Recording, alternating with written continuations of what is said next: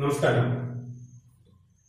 പ്രിയപ്പെട്ട വിദ്യാർത്ഥികളെ, എക്കണോമിക്സിന്റെ +1 ഓൺലൈൻ ക്ലാസ്സിലേക്ക് എല്ലാവരെയും ഹാർദവമായി സ്വാഗതം ചെയ്യുന്നു.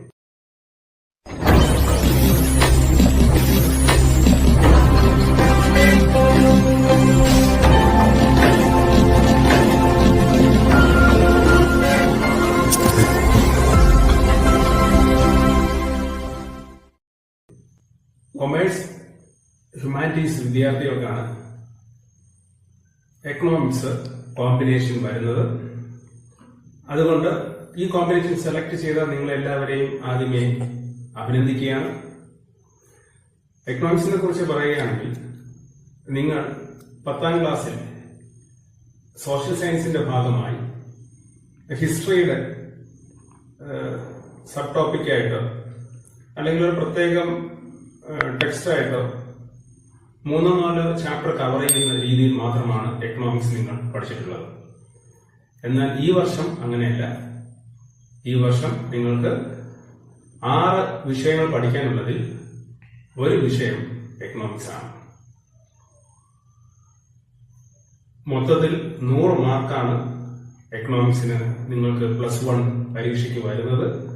അതിൽ 80 മാർക്ക് ടെർമിനൽ എക്സാമിനേഷൻ വഴിയും 20 മാർക്ക് CE വഴിയുമാണ് നിങ്ങൾക്ക് ലഭിക്കുന്നത്. പ്രത്യേകം ശ്രദ്ധിക്കുക. എക്കണോമിക്സ് എന്ന് പറയുന്ന ഈ വിഷയം, സാമ്പത്തിക ശാസ്ത്രം, പഠിക്കാൻ വളരെ എളുപ്പമാണ്. പക്ഷെ നിങ്ങൾ അല്പം ശ്രദ്ധ കൂടുതൽ അതിന് കൊടുക്കേണ്ടതായിട്ടുണ്ട്. അല്ല എന്നുണ്ടെങ്കിൽ പ്രയാസമേറുന്ന ഒരു വിഷയമായി മാറും സാമ്പത്തിക ശാസ്ത്രം. വളരെ രസകരമായി പഠിക്കേണ്ടതാണ് ഈ വർഷത്തെ സാമ്പത്തിക ശാസ്ത്രം. രസകരമായി ഒരുപാട് കാര്യങ്ങൾ പഠിക്കാൻ ഇപ്രാവശ്യത്തെ ടെക്സ്റ്റ് ബുക്കിൽ നിങ്ങൾക്കുണ്ട്. എക്കണോമിക്സിൽ +1 2 ടെക്സ്റ്റ് ബുക്കാണ് നമ്മൾക്ക് പഠിക്കാനുള്ളത്. ഒന്ന് ഇന്ത്യൻ ഇക്കണോമിക് ഡെവലപ്മെന്റ് എന്നുള്ള ടെക്സ്റ്റും, രണ്ടാമത്തേത് സ്റ്റാറ്റിസ്റ്റിക്സ് ഫോർ ഇക്കണോമിക്സ് എന്ന ടെക്സ്റ്റുമാണ് നിങ്ങൾക്ക് പഠിക്കാനുള്ളത്. ഇന്ത്യൻ എക്കോണമി എന്ന് പറഞ്ഞാൽ ഇന്ത്യൻ സമ്പദ് വ്യവസ്ഥയുടെ അല്ലെങ്കിൽ ഇന്ത്യൻ സമ്പദ് വ്യവസ്ഥയിൽ നടപ്പിലാക്കുന്ന നയങ്ങളും അല്ലെങ്കിൽ ഇന്ത്യ നേരിടുന്ന വെല്ലുവിളികളും, ഇങ്ങനെയുള്ള കുറച്ച് രസകരമായ കാര്യങ്ങളാണ് ഈ വർഷം ഒരു ടെക്സ്റ്റ് ബുക്കിൽ ഇന്ത്യൻ എക്കോണമി എന്നുള്ള ഇന്ത്യൻ ഇക്കണോമിക് ഡെവലപ്മെന്റ് എന്ന ടെക്സ്റ്റ് ബുക്കിൽ നിങ്ങൾക്ക് പഠിക്കാനുള്ളത്. രണ്ടാമത്തെ text book statistics for economics, ഇക്കണോമിക്സിന് വേണ്ടിയുള്ള സ്റ്റാറ്റിസ്റ്റിക്സ്. അതില് അല്പം കണക്കുകളും നിങ്ങൾക്ക് ഇതിലൂടെ പഠിക്കേണ്ടതായിട്ടുണ്ട്. എങ്കിലും പ്രയാസപ്പെടേണ്ട കാര്യമില്ല, നിങ്ങൾ 10ാം ക്ലാസ്സിൽ ഇതൊക്കെ പഠിച്ചിട്ടുണ്ട്. അപ്പോൾ ഈ 2 ടെക്സ്റ്റ് ബുക്കിലും തുല്യ പ്രാധാന്യമാണ് നിങ്ങൾ കൊടുക്കേണ്ടത്. തുല്യമായ രീതിയിലായിരിക്കും എക്സാമിനേഷനും ഇത് വരുന്നത്. അപ്പോൾ ഇപ്പോഴത്തെ ഈ കാലഘട്ടത്തിൽ നിങ്ങൾക്ക് തന്നെ അറിയാം, നമ്മൾക്ക് ഓൺലൈൻ ക്ലാസ്സാണ് വളരെ ഫലപ്രദമായി മുന്നോട്ട് കൊണ്ടുപോകാൻ സാധിക്കുന്നത്. ഓൺലൈൻ ക്ലാസ്സുകൾ വഴി മാത്രമേ ഇപ്പോഴത്തെ ഈ സാഹചര്യത്തിൽ നമുക്ക് ക്ലാസ്സുകൾ ലഭിക്കുകയുള്ളൂ. അപ്പോൾ നിങ്ങളത് പരമാവധി പ്രയോജനപ്പെടുത്തുക. ഓൺലൈൻ ക്ലാസ്സുകൾ നിങ്ങൾ പരമാവധി പ്രയോജനപ്പെടുത്തുക. ആദ്യം മുതലേ തന്നെ, തുടക്കം മുതലേ തന്നെ ഇക്കണോമിക്സ് പഠിച്ചു തുടങ്ങുക. നേരത്തെ പറഞ്ഞതുപോലെ ഫസ്റ്റ് ഇയറിൽ നമുക്ക് 2 ടെക്സ്റ്റ് ബുക്ക് ഉള്ളതിൽ ഒന്ന് ഇന്ത്യൻ എക്കോണമി. ആ ഇന്ത്യൻ എക്കോണമിയുടെ ടെക്സ്റ്റിന്റെ പിക്ചറാണ് നിങ്ങൾ ഈ കാണുന്നത്. അപ്പോൾ അതില് നമ്മൾക്ക് പ്രധാനമായും 10 ചാപ്റ്ററാണ് ഇതിൽ പഠിക്കാനുള്ളത്. 10 ചാപ്റ്റർ എന്ന് പറയുന്നത് 4 യൂണിറ്റായിട്ടാണ് ഇതില് പ്രതിപാദിക്കുന്നത്. 4 യൂണിറ്റ് വഴി 10 ചാപ്റ്ററാണ് ഇന്ത്യൻ എക്കോണമിയിൽ നിങ്ങൾക്ക് പഠിക്കാനുള്ളത്. ടെക്സ്റ്റ് ബുക്ക് നിങ്ങൾ കണ്ടു. അതിൽ യൂണിറ്റ് 1 പറയുന്നത് development policies and experience. Development policies and experience എന്നുള്ള ഫസ്റ്റ് യൂണിറ്റില് 1ാമത്തെ ചാപ്റ്ററാണ് Indian economy on the eve of independence. India സ്വതന്ത്രമാവുന്നതിന് തൊട്ട് മുന്നേ ഉള്ള കാലഘട്ടത്തെക്കുറിച്ച് പഠിക്കുന്നതാണ് ചാപ്റ്റർ 1. അതുപോലെ അടുത്ത യൂണിറ്റ് 1 തന്നെ സെക്കൻഡ് ചാപ്റ്റർ ആണ് ഇന്ത്യൻ എക്കോണമി 1950-1990, 1950-1990 കാലഘട്ടങ്ങളിലെ ഇന്ത്യൻ എക്കോണമി. ഇത് രണ്ടും കവർ ചെയ്യുന്നതാണ് യൂണിറ്റ് 1. ഇനി അടുത്തത് യൂണിറ്റ് 2 എന്ന് പറയുന്നത് economic reforms since 1991. Economic reforms since 1991 chapter 3 ആണ് കവർ ചെയ്യുന്നത്. അതിൽ വരുന്നതാണ് liberalisation, privatisation and globalisation, LPG എന്ന് നമ്മൾ ചുരുക്കപ്പേരിൽ അറിയപ്പെടുന്നു. ഇത് കവർ ചെയ്യുന്നതാണ് യൂണിറ്റ് 2. അടുത്ത വരുന്നത് യൂണിറ്റ് 3. യൂണിറ്റ് 3 ഇന്ത്യൻ ഇക്കണോമിക് ഡെവലപ്മെന്റിൽ നമ്മൾ പഠിക്കുന്നത് current challenges facing the Indian economy. Indian സമ്പദ് വ്യവസ്ഥ നേരിടുന്ന കറണ്ട് ചലഞ്ചസുകളാണ് നമ്മളിവിടെ പറയുന്നത്. അത് ചാപ്റ്റർ 4 അവിടെ നിന്ന് ആരംഭിക്കുന്നു. ഒന്ന് പോവർട്ടി മീൻസ് നിങ്ങൾക്കറിയാം ദാരിദ്ര്യം. Chapter 5 human capital formation in India, മനുഷ്യ മൂലധന രൂപീകരണം ഇന്ത്യയിൽ. അടുത്ത 6ാമത്തെ ചാപ്റ്ററിൽ നമ്മൾ പറയുന്നത് റൂറൽ ഡെവലപ്മെന്റ്, ഗ്രാമീണ വികസനം. അതുപോലെ 7ാം ചാപ്റ്ററിൽ പറയുന്നത് employment, growth, informalisation and other issues, തൊഴിലും അതിന്റെ വളർച്ചയും ഇതിനെക്കുറിച്ചുള്ളതാണ് 7ാമത്തെ ചാപ്റ്ററിൽ പ്രതിപാദിക്കുന്നത്. 8ാമത്തെ ചാപ്റ്ററിൽ യൂണിറ്റ് 3 പറയുന്നത് ഇൻഫ്രാസ്ട്രക്ചർ, അടിസ്ഥാന സൗകര്യങ്ങൾ. 9ാമത്തെ ചാപ്റ്റർ പറയുന്നത് എൻവയൺമെന്റ് ആൻഡ് സസ്റ്റൈനബിൾ ഡെവലപ്മെന്റ്, പരിസ്ഥിതിയും സുസ്ഥിര വികസനവും. ഇങ്ങനെ 4 മുതൽ 9 വരെ ചാപ്റ്ററാണ് നമ്മൾ യൂണിറ്റ് 3 പ്രതിപാദിക്കുന്നത്. അടുത്ത യൂണിറ്റ് 4 വരുന്നത് India development experiences, A comparison with neighbouring countries. Chapter 10 comparative development experiences of India and it's neighbours. ഇവിടെ നെയ്ബേഴ്സ് എന്ന് നമ്മൾ പ്രധാനമായും ഇവിടെ കമ്പയർ ചെയ്ത് പഠിക്കുന്നത് നമ്മളുടെ അയൽ രാജ്യങ്ങളായ ചൈനയും പാകിസ്ഥാനുമായിട്ട് നമ്മളുടെ ഡെവലപ്മെന്റ് പ്രോസസ്സും ഈ 2 രാജ്യങ്ങളുടെ ഡെവലപ്മെന്റ് പ്രോസസ്സും തമ്മിലുള്ള ഒരു കമ്പാരിസൺ ആണ് ഇവിടെ പഠിക്കുന്നത്. അങ്ങനെ ഇന്ത്യൻ ഇക്കണോമിക് ഡെവലപ്മെന്റില് ഒരു ടെക്സ്റ്റില് 10 ചാപ്റ്ററാണ് കവർ ചെയ്യുന്നത്. 4 യൂണിറ്റിലായി 10 ചാപ്റ്റേഴ്സ് കവർ ചെയ്യുന്നു. ഇനി 2ാമത്തെ ടെക്സ്റ്റ് ബുക്ക് എന്ന് പറയുന്നതാണ് സ്റ്റാറ്റിസ്റ്റിക്സ് ഫോർ ഇക്കണോമിക്സ്. ആ ടെക്സ്റ്റ് ബുക്കിന്റെ ഇമേജ് കണ്ടു കാണും, സ്റ്റാറ്റിസ്റ്റിക്സ് ഫോർ ഇക്കണോമിക്സ്. അപ്പോൾ അതില് പ്രധാനമായും വരുന്നത് 9 ചാപ്റ്റേഴ്സ് ആണ്. 9 ചാപ്റ്റേഴ്സ് എന്ന് പറയുമ്പോൾ അതില് 1ാമത്തെ ചാപ്റ്റർ ഇൻട്രൊഡക്ഷൻ, 2ാമത്തത് കളക്ഷൻ ഓഫ് ഡേറ്റ കളക്ട് ചെയ്യുന്ന രീതികൾ, 3 organisation of data, 4 presentation of data, 5 measures of central tendency. ഈ മെഷേഴ്സ് ഓഫ് സെൻട്രൽ ടെൻഡൻസി എന്ന് പറയുമ്പോൾ നിങ്ങൾ അതിൽ 10th പഠിച്ചിട്ടുള്ളതാണ്. മീൻ, മീഡിയൻ, മോഡ് ഇങ്ങനെയൊക്കെ ഉള്ളതാണ് ഇതിൽ വരുന്നത്. ഇവിടെയാണ് നമ്മൾ കണക്കിന്റെ കുറച്ച് കാര്യങ്ങൾ ആരംഭിക്കുന്നത്.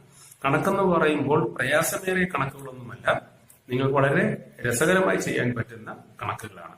മീൻ, മീഡിയൻ, മോഡ് അതൊക്കെ വരുന്നത് ആ ചാപ്റ്ററിലാണ്. ചാപ്റ്റർ 6 പറയുന്നത് മെഷേഴ്സ് ഓഫ് ഡിസ്പെർഷൻ. അടുത്ത ചാപ്റ്റർ 7 പറയുന്നത് കോറിലേഷൻ. അതുപോലെ chapter 8 index numbers. Chapter 9 use of statistical tools. ഈ ചാപ്റ്റർ 9 ഒരു പ്രോജക്റ്റ് വർക്ക് ചെയ്യുന്നതിന്റെ വിവിധ സ്റ്റെപ്പുകളെ കുറിച്ചൊക്കെ നിങ്ങൾക്ക് പഠിക്കേണ്ടതായിട്ട് വരും. അപ്പോൾ ഇങ്ങനെ സ്റ്റാറ്റിസ്റ്റിക്സ് ഫോർ എക്കണോമിക്സിന് വേണ്ടിയുള്ള സ്റ്റാറ്റിസ്റ്റിക്സില് എക്കണോമിക്സിന്റെ ബാക്കിയുള്ള അനാലിസിസിന് വേണ്ടിയുള്ള ഹെൽപ്പ് ഏറ്റവും കൂടുതൽ കിട്ടുന്നത് സ്റ്റാറ്റിസ്റ്റിക്സിൽ നിന്നാണ്. അപ്പോൾ അതിൽ പ്രധാനമായും 9 ചാപ്റ്റേഴ്സ് ആണ് വരുന്നത്. ഇങ്ങനെ ഫസ്റ്റ് ഇയറിൽ നിങ്ങൾക്ക് പഠിക്കാനുള്ളത് ഇന്ത്യൻ ഇക്കണോമിക് ഡെവലപ്മെന്റില് 10 ചാപ്റ്റേഴ്സും 4 യൂണിറ്റിലായി കവർ ചെയ്യുന്ന 10 ചാപ്റ്റേഴ്സും, അതുപോലെ സ്റ്റാറ്റിസ്റ്റിക്സ് ഫോർ എക്കണോമിക്സിൽ 9 ചാപ്റ്റർ. ഇങ്ങനെ 19 ചാപ്റ്ററാണ് നമ്മൾക്ക് ഈ വർഷം +1 പഠിക്കാനുള്ളത്. ഇന്ത്യൻ എക്കണോമിക് ഡെവലപ്മെന്റ് ടെക്സ്റ്റ് ബുക്കിലെ ഫസ്റ്റ് യൂണിറ്റ് ആണ് ഡെവലപ്മെന്റ് പോളിസീസ് ആൻഡ് എക്സ്പീരിയൻസ്. ഇതില് വരുന്ന ഫസ്റ്റ് ചാപ്റ്റർ ആണ് Indian economy on the eve of independence. സ്വാതന്ത്ര്യ ലബ്ധി സമയത്തുള്ള ഇന്ത്യൻ സമ്പദ് വ്യവസ്ഥ. അതില് ഒരു 5-6 സബ് ഹെഡിങ്ങുകളുണ്ട്. അത് നമ്മൾ മനസ്സിലാക്കി മുന്നോട്ട് പോകണം. അതിൽ ഒന്നാമതാണ് low level of economic development under colonial rule. British സമയത്തുള്ള ഇന്ത്യയുടെ സാമ്പത്തിക പിന്നോക്ക അവസ്ഥയെക്കുറിച്ചുള്ളതാണ് അതിൽ പറയുന്നത്. രണ്ടാമത് വരുന്നത് അഗ്രികൾച്ചർ സെക്ടർ, കാർഷിക മേഖലയുടെ അവസ്ഥ. മൂന്നാമത് വരുന്നതാണ് ഇൻഡസ്ട്രിയൽ സെക്ടർ, വ്യവസായ മേഖല. അത് കഴിഞ്ഞ് വരുന്നതാണ് ഫോറിൻ ട്രേഡ്, വിദേശ വ്യാപാരം. അടുത്ത സബ് ഹെഡിംഗ് ആയിട്ട് വരുന്നതാണ് ഡെമോഗ്രാഫിക് കണ്ടീഷൻ, ഇന്ത്യയുടെ ജനസംഖ്യാ സ്ഥിതി ബ്രിട്ടീഷ് സമയത്തുള്ള. അടുത്ത പോയിന്റ് വരുന്നത് ഒക്കുപേഷണൽ സ്ട്രക്ചർ, ഇന്ത്യയിലെ തൊഴിൽ ഘടന, ബ്രിട്ടീഷ് സമയത്തുള്ള തൊഴിൽ ഘടന. അത് കഴിഞ്ഞ് അടുത്ത വരുന്ന പോയിന്റാണ് ഇൻഫ്രാസ്ട്രക്ചർ. ഇത്രയും പോയിന്റുകളാണ് നമ്മൾ ഇതില് ഈ ചാപ്റ്ററിൽ Indian economy on the eve of independence എന്നുള്ള ചാപ്റ്ററിലെ സബ് പോയിന്റുകളായി നമ്മൾ പഠിക്കുന്നത്. The first chapter of Indian economic development, that is Indian economy on the eve of independence.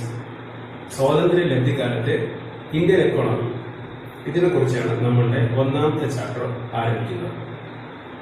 The primary objective of this textbook, that is Indian economic development, is that the students familiarize the basic features of Indian economy and its development as it is today and aftermath of independence.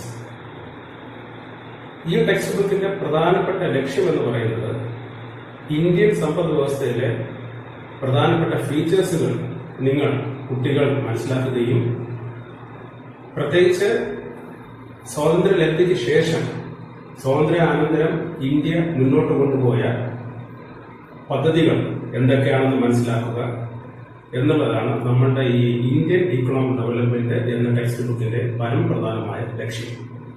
ഇത് പഠിക്കുന്ന കൂട്ടത്തിൽ തന്നെ നമ്മൾ previous ആയിട്ടുള്ള, അതായത് ഇൻഡിപെൻഡൻസിന് മുന്നേ ഉള്ള എക്കോണമിയുടെ, രാജ്യത്തിന്റെ സമ്പദ് വ്യവസ്ഥയുടെ കണ്ടീഷൻസും കൂടി നമ്മൾ അറിഞ്ഞിരിക്കേണ്ടത് വളരെ നിർബന്ധമാണ്. എന്ന് പറഞ്ഞു കഴിഞ്ഞാൽ പ്രസന്റ് സ്റ്റാറ്റസും ഫ്യൂച്ചർ പ്രോസ്പെക്ട്സും നമ്മൾ പഠിക്കുന്നതിന് മുൻപേ തന്നെ ഇന്ത്യ 1947 മുൻപേ എങ്ങനെയായിരുന്നു കണ്ടീഷൻസ്, എങ്ങനെയായിരുന്നു കൊളോണിയൽ റൂൾ ഇന്ത്യയിൽ ഉണ്ടായിരുന്നത്, ഇതിനെക്കുറിച്ചൊക്കെ സാമ്പത്തികശാസ്ത്ര വിദ്യാർത്ഥികളായ നമ്മൾ നിർബന്ധം അറിഞ്ഞിരിക്കേണ്ടതാണ്. പ്രത്യേകിച്ച് ഏകദേശം നിങ്ങൾക്ക് തന്നെ അറിയാം, 200 വർഷക്കാലം കൊളോണിയൽ റൂൾ ഇന്ത്യയിൽ ഉണ്ടായിരുന്നു. അതില് നിങ്ങൾക്ക് തന്നെ അറിയാം, 1600-കളിൽ 1600 ഈസ്റ്റ് ഇന്ത്യ കമ്പനി ഇവിടെ എസ്റ്റാബ്ലിഷ് ചെയ്തു. അത് കഴിഞ്ഞ് 1757 പ്ലാസി യുദ്ധം, തുടർന്ന് വന്ന ബക്സർ യുദ്ധം, ഇതൊക്കെ ഇന്ത്യയിൽ ഒരു പൊളിറ്റിക്കൽ സൂപ്രമസി ഉണ്ടാക്കുന്നതിന് ബ്രിട്ടീഷുകാരെ സഹായിച്ചു. അപ്പോൾ 200 വർഷക്കാലം ഇന്ത്യ ഭരിച്ചതിന്റെ ആ ഒരു ഹിസ്റ്ററി നമ്മൾ അറിഞ്ഞെങ്കിൽ മാത്രമേ ഇപ്പോഴുള്ള സ്റ്റാറ്റസും പ്രോസ്പെക്ട്സും എന്തൊക്കെയാണെന്നുള്ളത് നമുക്ക് പഠിക്കാൻ സാധിക്കുകയുള്ളൂ. During the British period, that is pre-independent time, the sole purpose of the colonial government is, that is, India become the mere supplier of raw materials for their most modern industries. ഇന്ത്യയെ raw material supply ചെയ്യുന്ന ഒരു രാജ്യമാക്കി മാറ്റി. കാരണം ഈ സമയത്ത് modern industries എല്ലാം ഇംഗ്ലണ്ടിൽ develop ചെയ്തുകൊണ്ടിരിക്കുന്ന ടൈമായിരുന്നു. അപ്പോൾ ഇന്ത്യയിൽ നിന്നും റോ മെറ്റീരിയൽസ് സപ്ലൈ ചെയ്യുക, ദാറ്റ് ഈസ് എക്സ്പോർട്ട് ചെയ്യുക. At the same times India become the consumer of the finished products that import from Britain. ബ്രിട്ടനിൽ നിന്നും ബ്രിട്ടനിലെ ഇൻഡസ്ട്രികളിൽ പ്രൊഡ്യൂസ് ചെയ്യുന്ന ഉൽപ്പന്നങ്ങൾ, ഫിനിഷ്ഡ് പ്രോഡക്ട്സുകൾ ഇവിടെ കൊണ്ടുവന്ന് വിൽക്കുന്ന ഒരു മാർക്കറ്റായി മാറ്റി ഇന്ത്യൻ എക്കോണമിയെ. അപ്പോൾ രണ്ട് പ്രധാനപ്പെട്ട കാര്യങ്ങൾ നിങ്ങൾ ശ്രദ്ധിക്കേണ്ടത്, during the colonial period India became the mere, that is, India reduced to a mere supplier of raw materials to their industries, and at the same time, India only a consumer of the import of goods from the Britain. ബ്രിട്ടനിൽ ഉൽപ്പാദിപ്പിച്ച finished പ്രോഡക്ട്സിന്റെ വെറും ഒരു consumer മാത്രമായി അധംപതിച്ചു India. അതുപോലെ തന്നെ ഇന്ത്യയിലെ raw മെറ്റീരിയലുകൾ മാത്രം, അതായത് ഇന്ത്യയിൽ നിന്നും റോ മെറ്റീരിയൽ എക്സ്പോർട്ട് ചെയ്യുക എന്നുള്ള രണ്ട് പ്രധാനപ്പെട്ട ഒബ്ജക്റ്റീവ് മാത്രമായിരുന്നു ബ്രിട്ടീഷുകാരുടെ. മറ്റൊന്നാണ് മനസ്സിലാക്കേണ്ടത്, their relationship, that is the colonial government relation with India is in a exploitative nature. ചൂഷണാത്മകമായ രീതിയിലാണ് കൊളോണിയൽ ഗവൺമെന്റ് ഇന്ത്യയോട് കൂടിയുള്ള ഒരു റിലേഷൻ അങ്ങനെയായിരുന്നു. അപ്പോൾ ഈ ഒരു അവസരത്തിൽ നിങ്ങൾ പ്രധാനമായും 3 പോയിന്റുകൾ ശ്രദ്ധിക്കേണ്ടതായിട്ടുണ്ട്.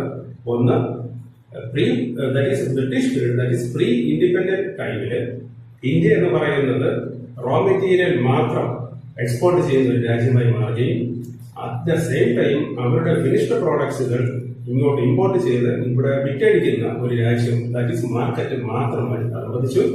2, ബ്രിട്ടീഷുകാർ ഇന്ത്യയോട് കൂടിയുള്ള ഒരു നയം എന്ന് പറയുന്നത് ചൂഷണാത്മകമായ രീതിയിലാണ്, that is exploitative in nature. ഇനി ഇതിനകത്ത് വരുന്ന ഈ ഫസ്റ്റ് ചാപ്റ്ററിൽ വരുന്നതിൽ ഓരോരോ പോയിന്റായിട്ട് നേരത്തെ പറഞ്ഞതുപോലെ അതിൽ നിന്നും ഓരോരോ പോയിന്റായിട്ട് നമ്മൾക്ക് ഡിസ്കഷൻ ആരംഭിക്കാം. അതില് ഫസ്റ്റ് വൺ ആണ് low level of economic development. Low level of economic development under the colonial. India had an independent economy before the advent of British rule. Agriculture was the main occupation of the Indian people, yet economy was characterized by the various kinds of manufacturing activities. ബ്രിട്ടീഷുകാർ വരുന്നതിന് മുമ്പേ India തികച്ചും ഒരു സ്വതന്ത്രമായ രാജ്യമായിരുന്നു. Indian ജനതയുടെ പ്രധാനപ്പെട്ട ജീവിത മാർഗം എന്ന് പറയുന്നത് കൃഷിയായിരുന്നു. എങ്കിലും ചില മാനുഫാക്ചറിംഗ് പ്രോഡക്ട്സുകൾ ഇന്ത്യ അക്കാലത്ത് ഉൽപ്പാദിപ്പിച്ചിരുന്നു. അത് ലോക പ്രശസ്തവുമായിരുന്നു. ഇപ്പോഴത്തെ ബംഗ്ലാദേശായ ഢാക്കയിൽ കേന്ദ്രീകൃതമായി ഉൽപ്പാദിപ്പിച്ചിരുന്നതാണ്, അറിയപ്പെടുന്നതാണ് ഒരു സിൽക്ക്, ഢാക്ക മസ്ലിൻ, അല്ലെങ്കിൽ ഇന്ത്യയുടെ കോട്ടൺ, സിൽക്ക് ടെക്സ്റ്റൈൽസ്, അതുപോലെ തന്നെ മെറ്റൽ, അതുപോലെ പ്രഷ്യസ് സ്റ്റോൺസ്. ഇതൊക്കെ ലോകത്ത് വളരെ പ്രശസ്തമായിരുന്നു. പ്രത്യേകിച്ച് ഇതിന്റെ ക്വാളിറ്റിയും ഇന്ത്യയിൽ ഇത് ചെയ്യുന്നതിന്റെ കരവിരുതുമാണ് ഇതിന്റെ ഏറ്റവും വലിയ പ്രാധാന്യം കൈവന്നത്. ഇപ്പോൾ ബ്രിട്ടീഷുകാർ വരുന്നതിന് മുമ്പേ വളരെയധികം അഡ്വാൻറ്റേജ് ഇന്ത്യ എക്സ്പോർട്ടിൽ നേടിയിരുന്നു. എന്നാൽ ബ്രിട്ടീഷുകാരുടെ ഭരണസമയത്ത് ഇന്ത്യ 50% മുകളിലും ട്രേഡ് നടത്തിയിരുന്നത് ബ്രിട്ടീഷ് അല്ലെങ്കിൽ ബ്രിട്ടനുമായിട്ട് മാത്രമായിരുന്നു. ബ്രിട്ടൻ വരുന്നതിന് മുൻപേ, ബ്രിട്ടീഷ് ഭരണത്തിന് മുൻപേ ഇന്ത്യ ലോകത്ത് ഒരുപാട് രാജ്യങ്ങളുമായി വാണിജ്യ ബന്ധത്തിൽ ഏർപ്പെട്ടിരുന്നു. The colonial government followed the policy of their main concern is to protect and promote the interest of their home country, not the economic development of the Indian economy. ബ്രിട്ടീഷുകാരുടെ പരമപ്രധാനമായ ലക്ഷ്യം ഇത് തന്നെയായിരുന്നു. അവരുടെ ഇൻട്രസ്റ്റ് പ്രൊട്ടക്ട് ചെയ്യുക, അവരുടെ ഇൻഡസ്ട്രികളെ promote ചെയ്യുക എന്നുള്ളതാണ് പരമപ്രധാനമായ ലക്ഷ്യം. അതിനുവേണ്ടി ബ്രിട്ടീഷുകാർ ചെയ്തത് നമ്മൾ നേരത്തെ പഠിച്ചു, നേരത്തെ കണ്ടതാണ്. India reduced to a mere exporter of raw materials, and at the same time India a consumer of their finished products. ഇംഗ്ലണ്ടിൽ നിന്നും ഇങ്ങോട്ട് ഇമ്പോർട്ട് ചെയ്യുന്ന ഗുഡ്സുകളുടെ കൺസ്യൂമർ, അതായത് വെറും ഒരു മാർക്കറ്റായി ഇന്ത്യയെ മാറ്റി. അതേസമയത്ത് ഇന്ത്യ എക്സ്പോർട്ട് ചെയ്തിരുന്നത് ഫിനിഷ്ഡ് പ്രോഡക്ട്സിന്റെ സ്ഥാനത്ത് റോ മെറ്റീരിയലായി മാറി. ഇവിടെ നിങ്ങൾ ശ്രദ്ധിക്കേണ്ട മറ്റൊരു കാര്യം, ഈ കാലഘട്ടത്തിൽ ബ്രിട്ടീഷുകാരുടെ ഭരണ കാലഘട്ടത്തിൽ നാഷണൽ ഇൻകവും പെർ ക്യാപിറ്റൽ ഇൻകവും കണ്ടുപിടിക്കാൻ വേണ്ടി സിൻസിയറായിട്ട് ഒരു അറ്റംപ്റ്റും നടന്നിട്ടില്ലായിരുന്നു. നാഷണൽ ഇൻകം എന്താണെന്ന് നിങ്ങൾ പഠിച്ചിട്ടുണ്ട്, പെർ ക്യാപിറ്റൽ ഇൻകം എന്താണെന്ന് നിങ്ങൾ പഠിച്ചിട്ടുണ്ട്. 9ാം ക്ലാസ്സിലും 10ാം ക്ലാസ്സിലും പഠിച്ചതാണ്. ദേശീയ വരുമാനം എന്താണ്, ആളോഹരി വരുമാനം എന്താണ്. National income may be defined as some total of money value of all final goods and services produced in a country during a given period of time, usually 1 year. ഒരു വർഷം ഇന്ത്യയിൽ ഉത്പാദിപ്പിക്കുന്ന അന്തിമ സാധനങ്ങളുടെയും സേവനങ്ങളുടെയും ആകെ പണമൂല്യമാണ് നമ്മൾ ദേശീയ വരുമാനം എന്ന് അറിയപ്പെടുന്നത്. ഒരു രാജ്യത്ത് ഉത്പാദിപ്പിക്കുന്ന അന്തിമ സാധനങ്ങളുടെയും സേവനങ്ങളുടെയും ആകെ പണമൂല്യമാണ് ദേശീയ വരുമാനം എന്ന് പറയുന്നത്. Per capita income is the average annual income earned by an individual of a country.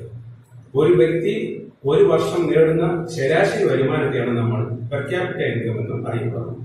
അപ്പോൾ ഇന്ത്യയിൽ ഈ ബ്രിട്ടീഷ് ഭരണ സമയത്ത് നാഷണൽ ഇൻകം എത്രയാണ്, പെർ ക്യാപിറ്റ ഇൻകം എത്രയാണ് എന്ന് കണ്ടുപിടിക്കാനുള്ള സിൻസിയർ ആയിട്ടുള്ള ഒരു അറ്റംപ്റ്റും നടന്നില്ല. എന്നാൽ ഇതിന്റെ ഇടയിലും ചില വ്യക്തികൾ ഇതിനു വേണ്ടി ചില ശ്രമങ്ങൾ നടത്തി.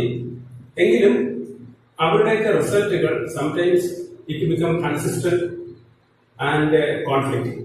പലപ്പോഴും ഇത് ഈ ഒരു അവസ്ഥയിലാണ് കോൺഫ്ലിക്റ്റിങ്ങോ ഇൻകൺസിസ്റ്റന്റോ ആയിരുന്നു.